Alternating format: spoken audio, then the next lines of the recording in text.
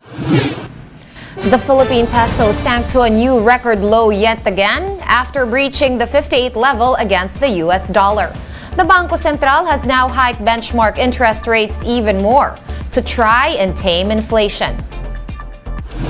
A Manila court has ruled to dismiss the government's petition to declare the Communist Party of the Philippines and the New People's Army as terrorists. And a rainy weekend is expected in parts of Luzon, particularly in Cagayan Valley, where a tropical cyclone is expected to make landfall.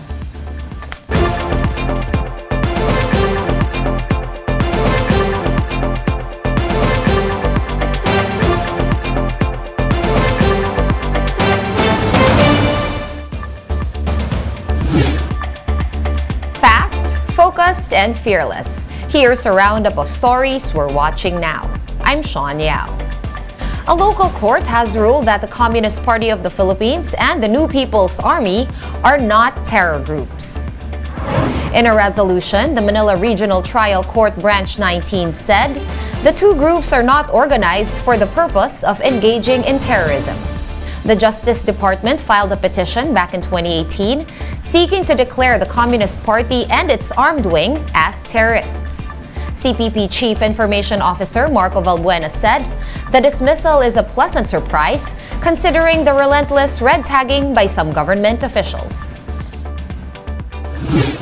The Philippine peso fell to a new all-time low, closing at over 58 against $1 US. Shaila Francisco tells us the implications of that in this report.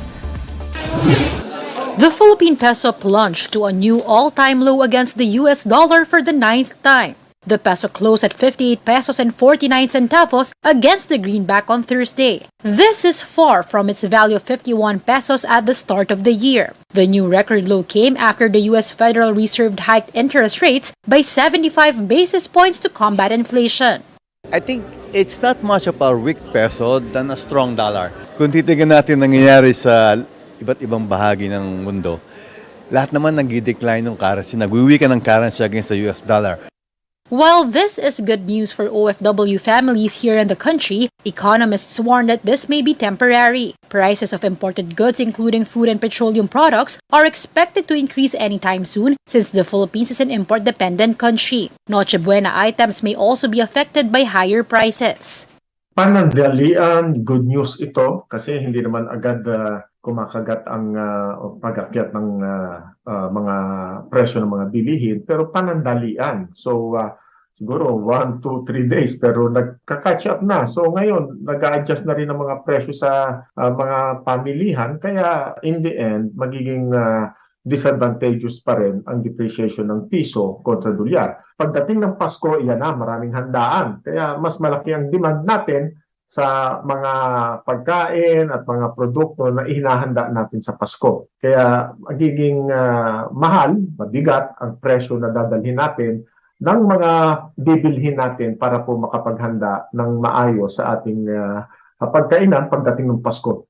Economists also warn that the peso could dip further to 60 pesos against the dollar, which has remained strong backed by interest hikes in the US. The Bangko Sentral also hiked interest rates by 50 basis points to 4.25%.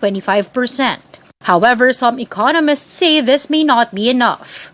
Kung i-offer natin sa kanila is only 0.50, ang ibig sabihin nun, mas mataas pa rin ang dolyar. Paralay ko pagka 0.50 lang ang piso, hindi ito enough para sabayan at pigilan ang exodus ng mga investor sa piso. So, kung kahapon ay 58, sasabihin pa rin, kulang pa yan baka umakyat pa rin.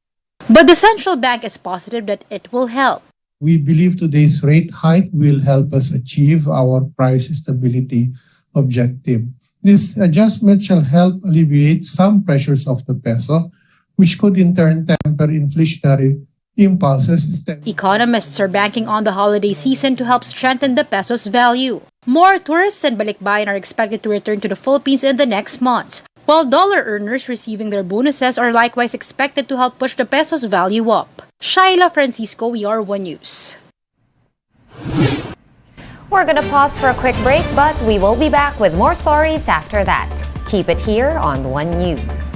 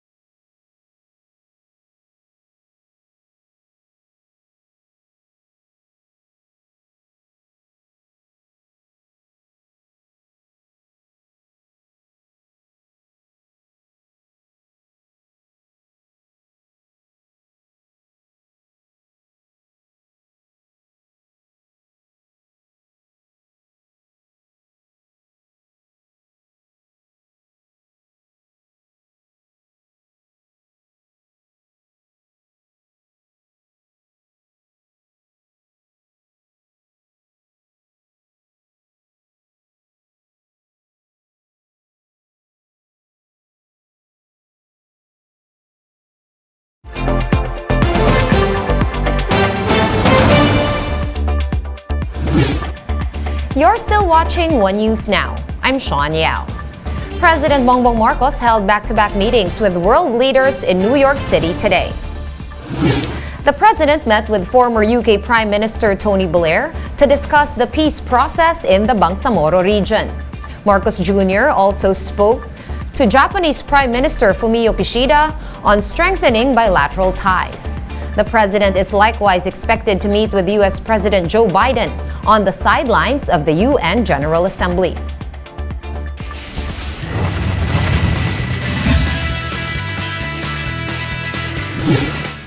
The Bay Area Dragons torched the Blackwater Bossing to open the PBA Commissioner's Cup on a commanding note. Marty Bautista with the details.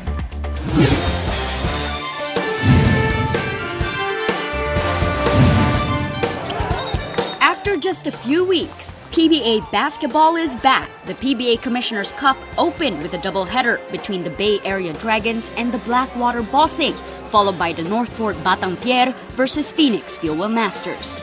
Guest team Bay Area made a statement in the first game with a 46-point shellacking of the Bossing, 133-87. Import Miles Powell led the charge with 41 points and 8 rebounds, while Glenn Yang added 23. Powell, a former Philadelphia 76er, hopes that the blowout win sent a message to the rest of the league. that we're for real. We were able to watch the semifinals and the finals. We know how good we have to be to compete for a championship, and we just want to set the bar high. So hopefully teams across the league know that the Bay Area Dragons are for real. In the next game, Northport nosed out Phoenix in a come-from-behind win 92-89. Robert Bolick nailed the go-ahead three with 12 seconds left, capping off the Batang Pierre's 11-2 run in the clutch. Northport recently shipped out Jamie Malonzo for Arvin Tolentino, Prince Caperal, Jeff Chan, and Kent Salado in a three-team trade with Barangay Ginebra and San Miguel. With the team now a mix of mainstays and new arrivals, Bolick remains confident that the squad can build chemistry as the season progresses. Masaya kami sa nakuha namin. And mag-build naman ako ng connection sa mga players na meron kami ngayon. Ang dami ng championship players namin dito eh. Sana ma-translate naman sa amin sa per practice namin, per game. Hindi naman finals eh. Baka makaabot na kami ng playoffs at tingnan namin kung saan kami pupunta. PBA action continues this Friday, September 23 at the Phil Sports Arena in Pasig City. The Alden Ayo coach Converge Fiber Xers will try their new system against the Terra Firma Jip at 3 p.m. While Rainer Shine will play Coach Yang Gao's former team, the NLEX Road Warriors, in the second game. For News 5, Marty Bautista, We Are One News. Gilas player Will Navarro has apologized to the Samahang Basketball ng Pilipinas over the issue regarding his contract. In a statement, Navarro acknowledged his error and apologized for the misunderstanding. Navarro signed with the Seoul Samsung Thunders of the Korean Basketball League, but was not able to get clearance to play since he has an existing contract with the SBP. Under this contract, Navarro can only play for Gilas and Northport in the PBA. Navarro said he will make himself available for the national team whenever needed. Moving on to the weather, we have Tropical Depression Carding intensifying into a tropical storm according to Pag-asa. Carding was last spotted some 1,320 kilometers east of northern Luzon. The tropical storm is expected to bring heavy rains over northern and central Luzon this weekend. So far, Pag-asa has not yet raised any storm signals. Despite that, the Weather Bureau is monitoring another active tropical cyclone outside the Philippine area of responsibility. The cyclone was last seen northeast of extreme northern Luzon. For more updates, visit News 5, The Philippine Star, and Business World online. Visit our website, onenews.ph, for more in-depth analysis. You can also catch One News on Signal Play. Register for a free account at www.signalplay.com and stream One News Live anytime, anywhere. I am Sean Yao. We are One News.